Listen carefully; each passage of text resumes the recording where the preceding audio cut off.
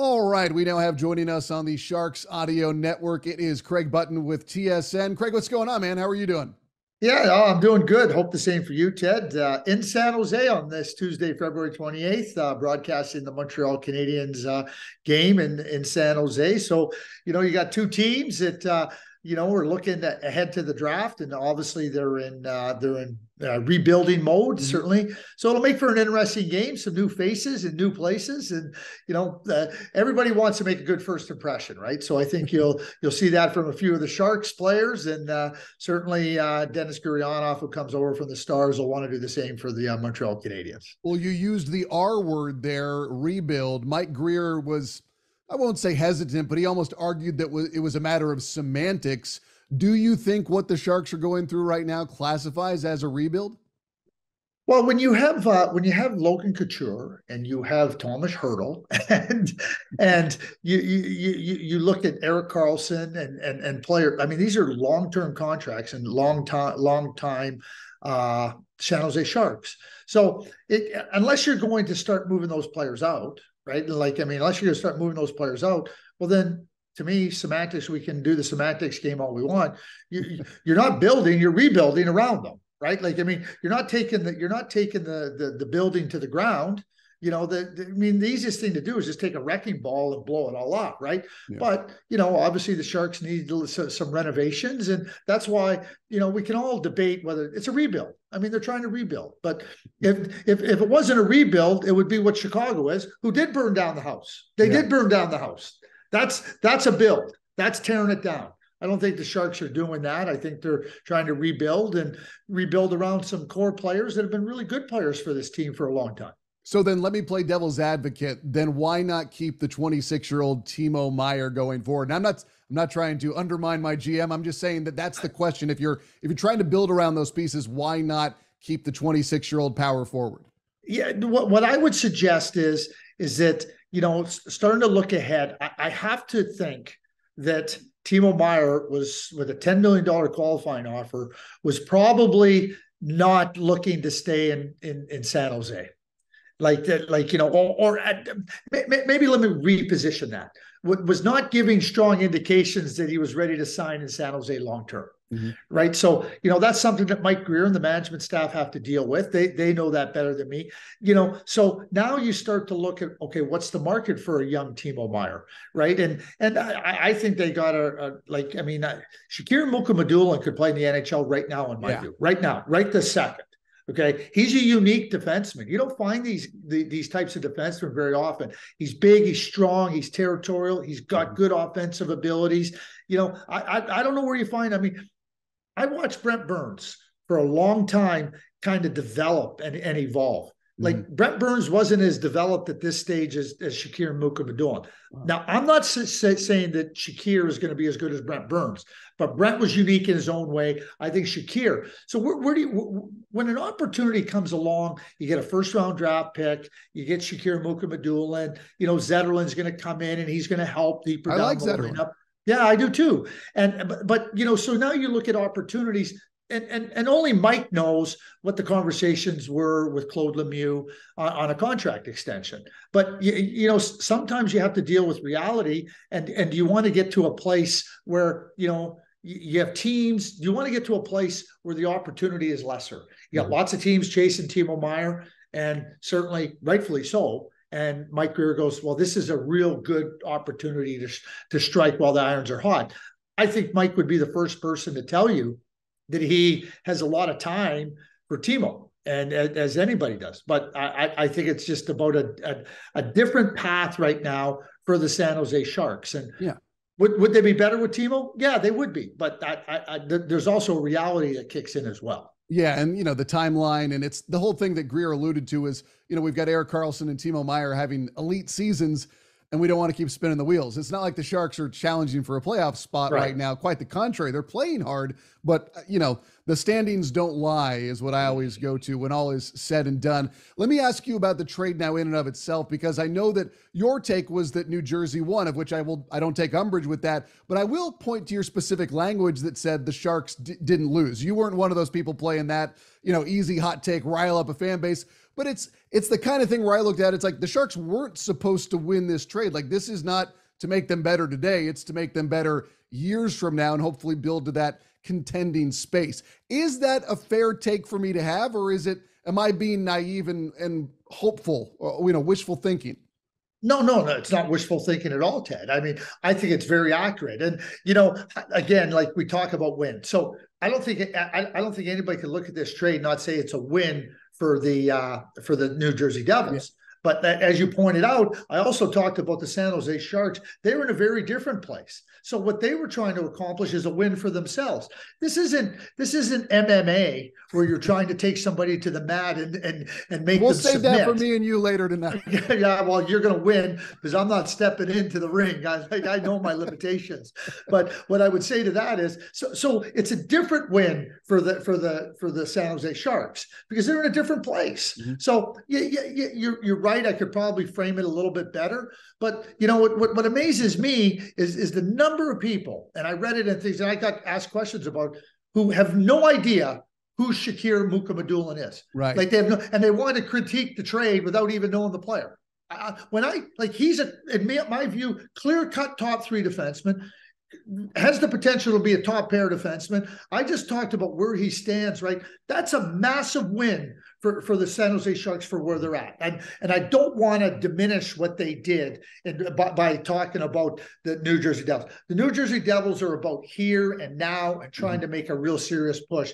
And that's where I said a big win for the New Jersey Devils. But no way is the trade for the San Jose Sharks insignificant or not a win for what they were trying to accomplish. Yeah, and again, I'm just playing devil's advocate. No, that's good. No, it's good. But because one of the things with language is language instructs. Mm-hmm. And so, it's always important, as I'm not telling you anything you don't know, trying to use language better to paint a really balanced picture that gives proper context. That's always good. So it helps me as well. Well, the thing that's hard about this, though, is that, and social media feeds into this as well. And we've got a million different, podcasts and, TV shows and everything going into it. People want not necessarily instant gratification, but like an instant take on it. And the thing is, with a move like this, it can't be instant. So that as well as I do, because this is a move towards the future. When you look at what the Sharks have in a Bordelot and an Eklund at the AHL level,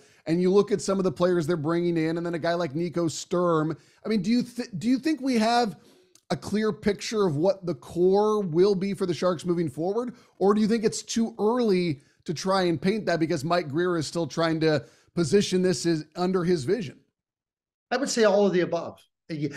Mike has a very clear view of how he wants to see a team constructed. Mm-hmm. I mean, he was part of good teams. He's gone through the process, as recently as the New York Rangers, working alongside Chris Drury. So I think that Mike has a very clear idea of how he wants a team to look. And there's not just one cookie cutter template, Ted, for how a good team looks. It can look in many different ways. I think Mike knows what he's looking for. So when you ask me about core players, I mean, William Eklund was a top pick. Thomas Bordelot, to me, is an NHL player. He screams NHL player, long time, forever. They just make a trade for Henry Thrun.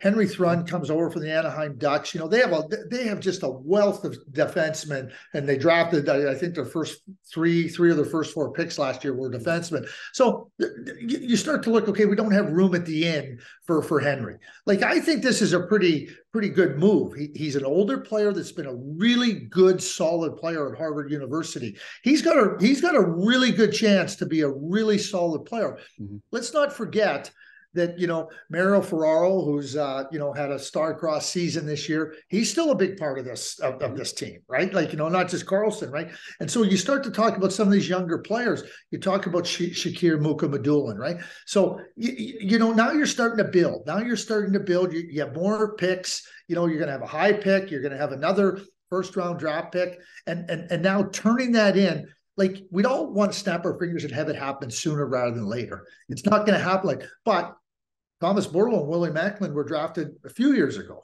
right? Like, and so now you can space it out, and you can add a Shakir Mukhamadullin, who, like I said, I feel he could play in the NHL right today. You start to position your team for better success, greater success with the players I just mentioned, the players that are on long-term contracts that have been here for a number and have performed really, really well for the Sharks for a long time. Let me ask you about the upcoming draft class, because I know that everybody talks about Connor Bedard for obvious reasons. It's eye-popping. However, in your opinion, how good is he right now? And then how much of a drop-off is there after him? Because, listen, if the Sharks get the number 1 overall pick, that's great. Even if they end up with the worst record in the league, there's no guarantee. So I feel like you shouldn't be focusing as a fan all your opinions on one player. Beyond him, I mean, how does it look? Because I know everyone says very, very strong, but that's a very nebulous term. I mean, we all feel all prospects are very, very strong at this point. Yeah, and that's a good point. Listen, Connor Bedard stands alone. Like, I mean, there's a separation there. It's a separation. Like, I mean, as good as Jack Eichel was, there was a separation between Connor McDavid and Jack Eichel, and the separation, with Connor Bedard and everybody else is significant. And so, like, but it's not just about one player. This is like he's a franchise-defining player. After that, and I'll be very clear on how I define strength. After that, you have Adam Fantilli, Leo Carlsson. I clearly see as number 1 centers in the National Hockey League, big, strong number 1 centers. You have Matvei Michkov, who's a very interesting player, but certainly projects as a top offensive winger. So when you start to look, and I just use those first 4 players, but after that, there is, how I define a depth in a draft is the quality of player, not just players that could play. I think there's a lot of first and second line offensive players available in this draft. I think there's a lot of top 3 defensemen. Maybe not a clear-cut number 1. Mm-hmm. Somebody could emerge in time, but defensemen to me clearly look like they can play top pair minutes, or certainly be a number 3 defenseman on a second pair. So when I look at that and I see that going deeper down into the draft, deep, like I'm talking, when I say deep, I'm talking 16, 20 picks. That to me is quality. That's strength. It's not just about, oh yeah, it's pretty good. If you can get players that can play in the top 2 lines and add offense, if you can get defensemen that are top 3 defensemen, I think that's a pretty good indication of a strength of a draft. And are they all going to turn out? No, we know that just from history. But I think going into this draft, that's an opportunity. And there's different types. There's a winger like Colby Barlow, who's big and strong, and powerful, and scores goals. Edward Shala, who I think teams, I've had a number of talks with different people from organizations about Edward Shala. I said, be careful. I said, what you don't want to do is make the same mistake that people made on David Pastrnak. David Pastrnak was playing in a league, ended up with a back, maybe, and now we're talking about one of the NHL's superstars. You better be careful with Edward Shala. I'm just mentioning 2 players that I think. Zach Benson, who plays in Winnipeg, he's an unbelievable Patrick Kane type player. So you start to look at the opportunity to add real high-end quality players. Those are just 3 that I named that are not named Bedard, Fantilli, Michkov, or Carlson. Greg, man, love it. I know you got stuff to do. Keep up the fantastic work, man. Love watching you do your thing, and I'll bug you again for an interview soon. All right, man? Anytime, Ted. Always glad to join you.